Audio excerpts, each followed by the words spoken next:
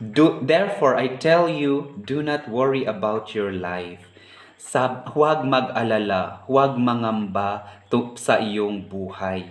Ang totoong problema ay hindi yung nakikita nating problema, kundi yung lack of faith natin. Nawawala tayo ng tiwala sa ating Diyos. God is God. Alam niya yung sitwasyon natin. Alam niya yung kalagayan natin.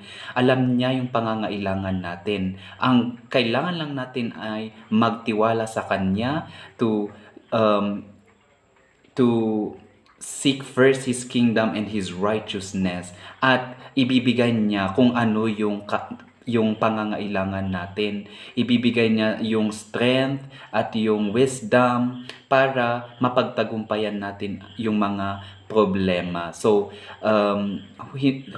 huwag tayong mag-alala at huwag na tayong mangamba.